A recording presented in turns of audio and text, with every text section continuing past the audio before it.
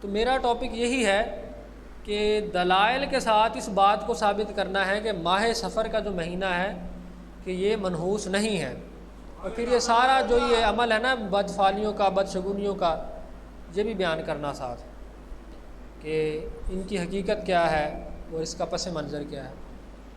تو سب سے پہلے میں نے جو آیت بینات آپ کے سامنے تلاوت کی، اس میں اللہ تبارک و تعالیٰ فرماتا ہے کہ پیغمبروں نے پہلے کہا تھا، پہلے پیغمبر تھے کہ تمہاری نحوست جو ہے وہ تمہارے ساتھ ہے،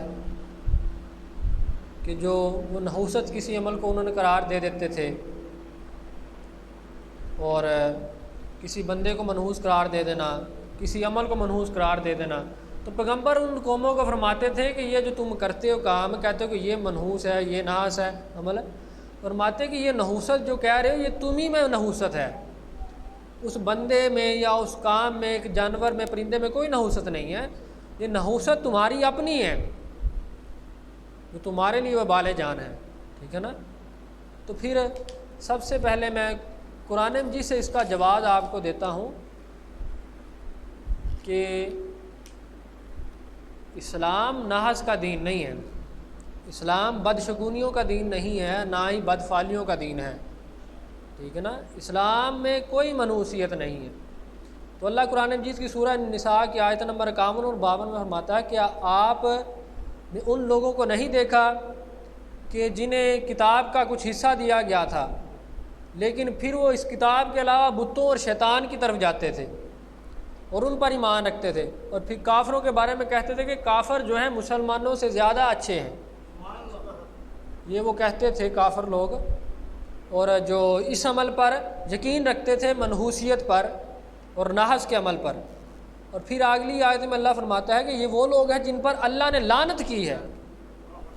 اب یہ بات دیکھ لیں کہ اللہ فرماتا ہے کہ جو یہ تصور باندھ کے رکھتے تھے کہ بھائی یہ عمل منحوس ہے، بجائے اس کے کہ یہ سمجھنا کہ یہ ان کے اپنے عمل کا نتیجہ ہے، اور پھر یہ نظریہ باندھ لینا، تصور یہ باندھ لینا کہ بھائی یہ اس وجہ سے ہوا، اس دن کی وجہ سے ہوا، اس عمل کی وجہ سے، اس بندے کی وجہ سے ہوا، تو اللہ فرماتا ہے کہ جو اس بات پر یقین رکھتا ہے میں نے اس پر لعنت کی ہے۔ تو یہاں سے بات ثابت ہو گئی کہ جو اس بات پر یقین رکھتا ہے کہ ماہ سفر یہ منحوس مہینہ اور آفات و بلیات کا، تو سمجھے کہ اس بندے پر اللہ کی لعنت ہے۔ اس بندے پر کیا ہے؟ اللہ کی لعنت ہے، ٹھیک ہے نا، جو سفر کے مہینے کو منحوس خیال کرے، ٹھیک ہے نا۔ اصل میں جو ٹاپک میرا یہی ہے نا کہ ماہ سفر کو جو منحوس قرار دیتے ہیں ان کا رد کرنا دلائل کے ساتھ، اور پھر دیگر جو بدفعلیاں اور بدشگونیاں اور نحس ہیں اس کا خاتمہ کرنا دلائل کے ساتھ۔ پھر آگے سورہ التوبہ میں اللہ فرماتا ہے کہ اے حبیب آپ فرما دیجئے کہ میں ہرگز ہمیں کچھ نقصان نہیں پہنچتا، ہمیں ہرگز کچھ نہیں پہنچے گا مگر وہی جو کچھ اللہ نے ہمارے لیے لکھ دیا ہے، اس کے علاوہ ہمیں کچھ نہیں پہنچتا، ٹھیک ہے نا۔ نہ یہ پہنچتا ہے کہ بھائی بندہ کہے کہ بھائی یہ آج دن ہی برا نکلا ہے، آج سورج ہی برا طلوع ہوا ہے، ٹھیک ہے نا، پتہ نہیں کس کا منہ دیکھ لیا تھا۔ تو اللہ فرماتا ہے کہ بھائی یہ تو نے کسی کا منہ دیکھا یا نہ دیکھنا وہ کوئی عمل نہیں رکھتا، کوئی حیثیت نہیں رکھتا، یہ تیرے عمل کا نتیجہ۔ پھر اللہ فرماتا ہے کہ اے نبی آپ فرما دیں کہ ہمیں ہرگز کچھ نہیں پہنچے گا سوائے اس چیز کے جو ہمارے لیے اللہ نے لکھ دیا ہے، کہ جو لکھا ہوا ہے وہی پہنچنا ہے، جو ہماری قسمت میں لکھا ہے وہی آنا ہے، اس میں کسی دن کا، کسی وقت کا، کسی بندے کا کوئی عمل دخل نہیں ہے، ٹھیک ہے نا۔ پھر آگے اللہ فرماتا ہے سورہ الاعراف میں اللہ فرماتا ہے کہ خبردار کہ ان کا شگون تو اللہ ہی کے پاس ہے مگر ان میں سے اکثر لوگ علم نہیں رکھتے۔ کہ کچھ لوگ یہ کہتے ہیں نا کہ یہ بھائی عمل ہو گیا یہ اچھا شگون نہیں ہوتا، اور کچھ یہ عمل ہو گیا یہ اچھا شگون ہے۔ یہ شگون کا جو تصور ہے نا، یہ بدشگونی لینا اور بدفعلی لینا یہ شرک ہے، اسے شرک اصغر کہا گیا ہے۔ کیا؟ شرک اصغر، اونچا بولے، شرک اصغر۔ بدشگونی کا تصور رکھنا اور بدفعلی کا، یہ کیا ہے؟ شرک اصغر، یعنی چھوٹا شرک۔ اور شرک وہ ہے، اللہ فرماتا ہے ان الشرک لظلم عظیم، کہ شرک سے بڑا ظلم ہی کوئی نہیں۔ اور پھر سمجھ لیں ہر برے عمل کی جو ہے چھوٹ ہے، ہر برا عمل، ہر گناہ کبیرہ ہو یا صغیرہ ہو اس کی چھوٹ ہے، اس کا بچاؤ ہے، کوئی نیک عمل کر لیا ایک کفارہ۔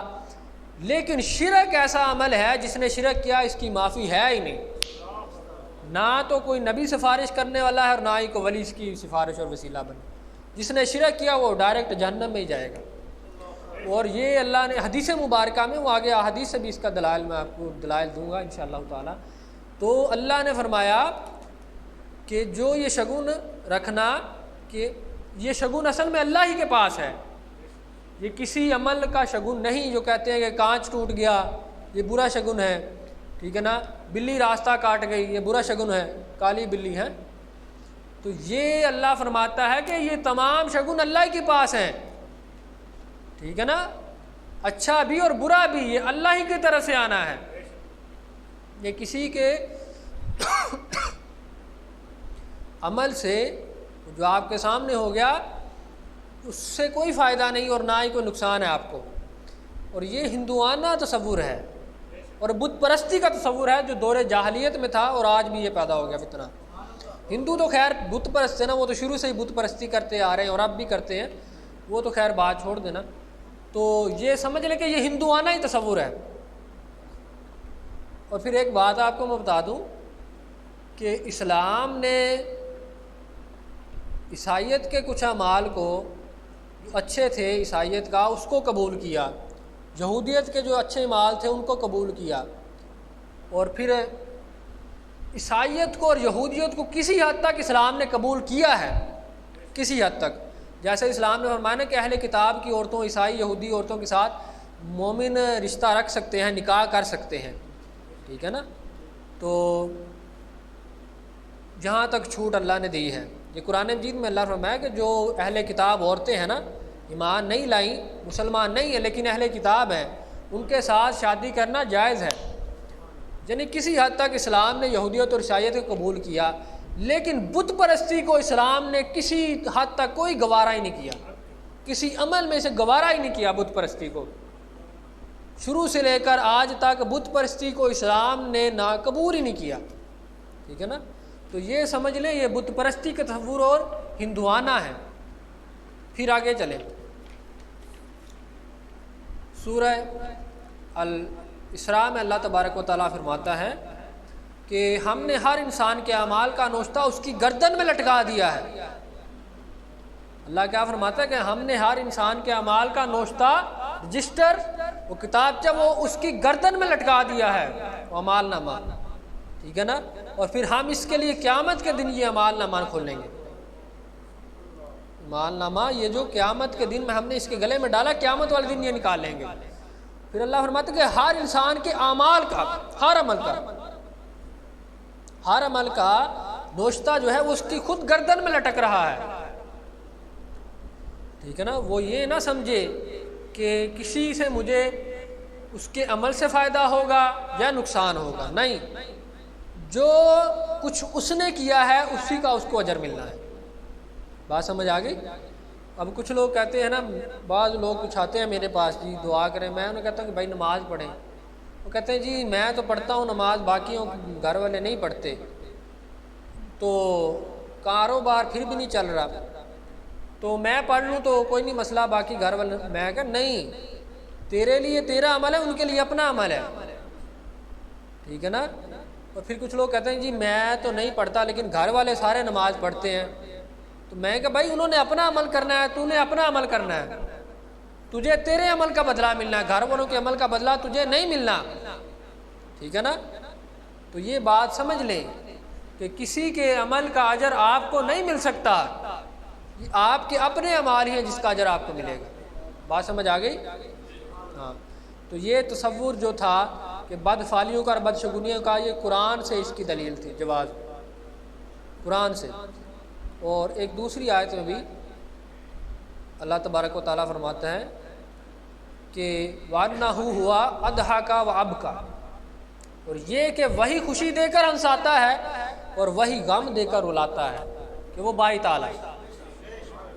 اللہ فرماتا ہے کہ وہی خوشی دے کر ہنساتا ہے اور وہی غم دے کر رلاتا ہے، کہ اس کے علاوہ اور کوئی تمہیں خوشی نہیں دے سکتا اور نہ ہی رلا سکتا ہے۔ پھر اللہ ایک اور جگہ فرماتا ہے، اللہ فرماتا ہے اگر ساری دنیا تمام تجھے برباد کرنے پر تل جائیں اور اللہ تمہاری بھلائی چاہے تو وہ سبھی ایک طرف اور اللہ ایک طرف، کوئی تجھے برائی نہیں کر سکے گا اور نہ تجھے ناکام کر سکے گا۔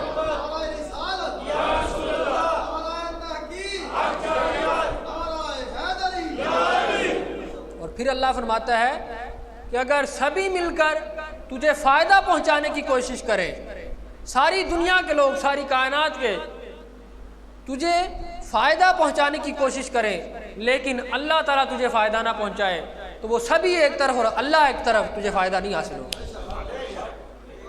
بات سمجھ آئی کہ کسی کے عمل کا بدلہ تجھے نہیں مل سکتا جب تک اللہ نہ چاہے، اور اگر ہزار ہاں لاکھوں لوگ تمہاری مدد کو آ پہنچے لیکن جب وہ نہ چاہے تو تجھے کچھ فائدہ نہیں ہو سکتا اور نہ ہی نقصان ہو سکتا ہے۔ بات سمجھ آئی؟ ان سے جواب جو تھا وہ دینا اس محفل پہ۔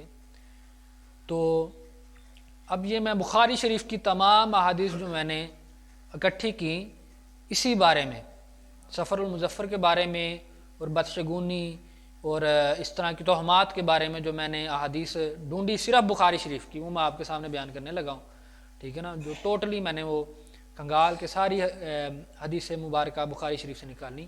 ان میں پہلی حدیث ہے جس میں حضرت ابو ہریرہ رضی اللہ تعالیٰ عنہ روایت کرتے ہیں کہ آقا علیہ الصلوۃ والسلام نے فرمایا کہ مرض کا دوسرے کو لگنا اور سفر اور حامہ کوئی چیز نہیں، کہ مرض کا دوسرے کو لگنا، سفر اور حامہ یہ کوئی چیزیں نہیں ہیں۔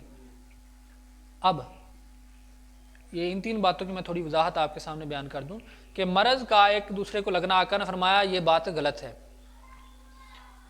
اب دوسری احادیث مبارکہ کو ہم دیکھیں تو اس میں آقا علیہ الصلوۃ والسلام نے یہ بیان فرمایا ہے کہ جہاں بیماری ہو وہاں سے پرہیز کرو اور بچو، تو احادیث مبارکہ سے ثابت ہے یہ بات، بخاری شریف کی اور مسلم شریف کی بھی حدیث مبارکہ، ٹھیک ہے نا۔ لیکن یہاں آقا علیہ الصلوۃ والسلام بیان فرما رہے ہیں کہ بیماری کا دوسرے کو لگنا یہ درست نہیں ہے۔ اس کے پیچھے وضاحت یہ ہے جو میں نے پہلے بیان کی کہ بیماری لگ سکتی ہے لیکن کسی دوسرے سے، فرد واحد سے نہیں، اس کی بیماری سے بیماری لگ سکتی ہے، اس کی ذاتی شخصیت سے نہیں۔ جو وائرس اس کے اندر ہے، جو بیکٹیریا اس کے اندر ہے، اس وائرس اس بیکٹیریے کی وجہ سے اس اگلے بندے کو بیماری لگ سکتی ہے، ٹھیک ہے، باوجود اس کے کہ وہ بندے کی وجہ سے بندے کو بیماری لگے، یہ بات غلط ہے۔ اس کی وضاحت آگے آقا علیہ الصلوۃ والسلام نے بیان فرمائی کہ وہ ایک اعرابی تھا، اس نے عرض کی حضور کہ آپ نے جو بیان فرمایا کہ بیماری کسی کو نہیں لگ سکتی، ایک کی دوسرے کو نہیں لگ سکتی، ایک کی بیماری دوسرے کو نہیں لگ سکتی، تو مجھے یہ اس بات کی وضاحت فرمائیں کہ میرے جو اونٹ ہوتے ہیں صحرا میں، ایک خارشی اونٹ آتا ہے بیماری والا، تو وہ جب میرے اونٹوں کے پاس آتا ہے تو سبھی کو بیماری لگ جاتی ہے، تو حضور اس کی وضاحت بیان فرمائے۔ آپ نے جو پہلے بیان فرمایا کہ بیماری کا کسی کو دوسرے کو لگنا یہ حق نہیں ہے، غلط بات، تو اب مجھے اس بات کی وضاحت بیان فرمائے کہ میرے اونٹ صحرا میں پھرتے ہیں اور ایک بیماری والا خارشی اونٹ آتا ہے اور پھر سبھی کو بیمار کر کے چلا جاتا ہے، تو پھر آقا علیہ الصلوۃ والسلام نے بیان فرمایا، بڑی پیاری بات، آقا نے فرمایا کہ مجھے یہ بتا کہ پہلے کو بیماری کہاں سے لگی، کہ پہلے کو بیماری کہاں سے لگی، تو لہٰذا ہمیں یہ بات سامنے آئی، بات ثابت ہوئی کہ بیماری کا لگنا یا نہ لگنا یہ اللہ کی طرف سے ہے۔ جیسے آقا نے بیان فرمایا کہ پہلے کو بیماری کہاں سے لگی، کہ اسے یعنی بیمار کرنا یا نہ کرنا وہ اللہ کی قدرت میں ہے۔ کس کی قدرت میں ہے؟ اللہ کی قدرت میں ہے۔ لہذا آقا علیہ السلام نے اس کی وضاحت بھی بیان فرما دی تاکہ کوئی خدشہ ذہن میں باقی نہ رہے، تو بات سامنے یہ آئی کہ بیماری کا دوسرے کو لگنا یہ حق ہے، کہ اور کسی بندے سے بیماری نہیں لگ سکتی، اس بیماری سے بیماری جو اگلے بندے میں کنورٹ ہوتی ہے، ٹرانسفر ہوتی ہے، ٹھیک ہے نا، کسی بندے سے کسی بندے کو بیماری نہیں لگتی، اس کی بیماری سے بندہ اگلا بیمار ہو جاتا ہے۔ بات سمجھ آئی؟ ہاں جی۔ تو اب جو سفر کے بارے میں آقا نے فرمایا کہ سفر کا مہینہ کوئی چیز نہیں، ولا سفر، کہ سفر کچھ بھی نہیں ہے، سفر کچھ بھی نہیں ہے، تو لہٰذا ہمیں یہ دیکھنا چاہیے کہ سفر کا مہینہ کچھ بھی نہیں ہے۔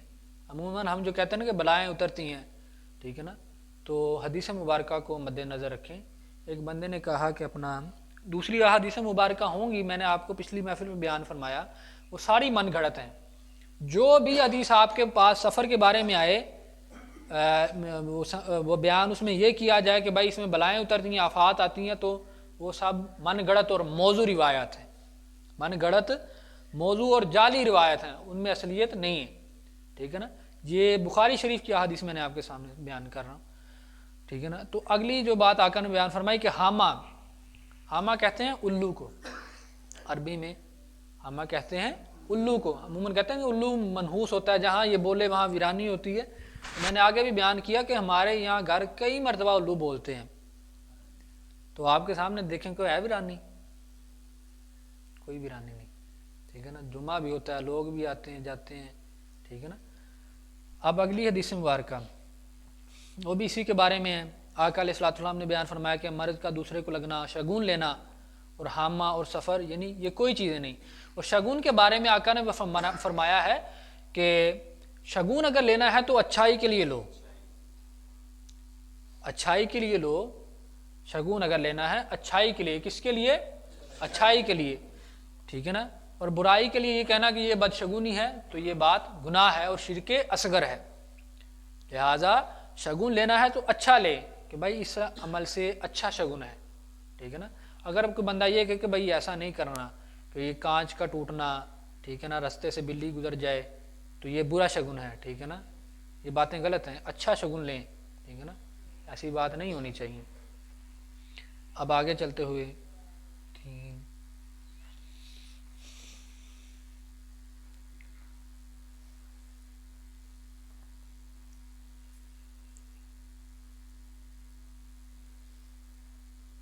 اور پھر آقا نے ایک حدیث مبارکہ میں یہ بھی بیان فرمایا کہ فعال لینا یہ بھی کوئی چیز نہیں، کہ بدفعلی لینا یہ بھی کوئی چیز نہیں ہے. ٹھیک ہے نا. آقا علیہ الصلوۃ والسلام نے یہ وضاحت کے ساتھ ساری باتیں بیان فرمائی.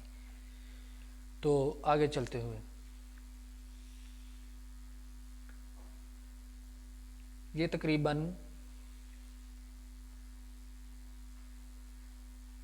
5 احادیث یہ صرف بخاری شریف کی ہیں. سفر کے بارے میں، بدشگونی کے بارے میں، حامہ کے بارے میں، بدفعلی کے بارے میں اور بیماری کے بارے میں 5 احادیث یہ صحیح بخاری میں. آگے مسلم شریف کی بھی احادیث میں آپ کے سامنے بیان کر، اس میں تو ایک پورا باب ہے. ٹھیک ہے نا. اس میں پورا باب ہے. بیماری لگ جانا اور بدشگونی، حامہ، سفر اور غول یہ سب لغو باتیں ہیں، اور بیمار کو تندرست کے پاس نہ رکھیں. یہ ایک پورا باب ہے. ٹھیک ہے نا. یہ پورا کیا ہے؟ ایک باب ہے. ٹھیک ہے نا. تو یہ بھی جو بخاری شریف میں حدیث مبارکہ ہیں وہی یہاں بیان ہے، متفقون علیہ. ٹھیک ہے نا. متفقون علیہ. تو 7 احادیث یہ مسلم شریف کی ہیں. کس کی ہیں؟ مسلم شریف کی. 7 احادیث مسلم شریف کی ہیں اور 5 احادیث بخاری شریف کی ہیں. اسی کے اوپر، اسی بات کے اوپر، سفر کے اوپر، بدشگونی کے اوپر، بدفعلی کے اوپر، حامہ کے اوپر. ٹھیک ہے نا. 5 بخاری شریف میں ہیں اور 7 مسلم شریف میں ہیں. ٹھیک ہے نا. تو لہٰذا یہ بات سامنے آئی کہ آقا علیہ الصلوۃ والسلام نے یہ مختلف صحابہ اکرام کو یہ باتیں بیان فرمائیں. تو لہٰذا اس سے بات ثابت ہوگی کہ یہ نہ سفر کوئی چیز ہے اور نہ بدشگونی، نہ بدفعلی، یہ کوئی چیز نہیں. ٹھیک ہے نا. یہ سب باتیں لغو اور غلط ہیں. ٹھیک ہے نا. تو آقا علیہ الصلوۃ والسلام نے پھر ہر چیز کا حل بھی بتایا ہے. ہر چیز کا حل بھی بتایا ہے. ٹھیک ہے نا. کیونکہ اگر آقا علیہ الصلوۃ والسلام نے ان باتوں سے منع فرمایا ہے تو ان کا حل بھی بتایا ہے بچنے کا، کہ ان سے کیسے بچا جائے. تو آقا علیہ الصلوۃ والسلام نے بیان فرمایا، حضرت عبداللہ بن مسعود رضی اللہ تعالیٰ عنہ روایت کرتے ہیں کہ آقا علیہ الصلوۃ والسلام نے بیان فرمایا کہ بدشگونی لینا شرک ہے. فرمایا بدشگونی لینا یہ شرک ہے. تو پھر فرمایا 2 مرتبہ پھر فرمایا کہ بدشگونی لینا شرک ہے. پھر آگے عبداللہ بن مسعود فرماتے ہیں رضی اللہ تعالیٰ عنہ کہ ہم میں سے ہر ایک کو گمان تو ہوتا ہے، کیونکہ یہ بتقاضۂ بشریت گمان تو آ ہی جاتا ہے نا ذہن میں کہ بھائی یہ عمل ہوا ہے اس وجہ سے، یہ کوئی کام ایسا. تو آپ فرماتے ہیں کہ گمان ہمیں ہوتا ہے، لیکن اللہ اسے توکل سے دور فرماتا ہے. کس سے بیان دور فرماتا ہے؟ توکل سے، کہ یعنی جس کا توکل اللہ کے اوپر قائم ہو اسے ان باتوں کا اس پر اثر کوئی ہوتا ہی نہیں ہے۔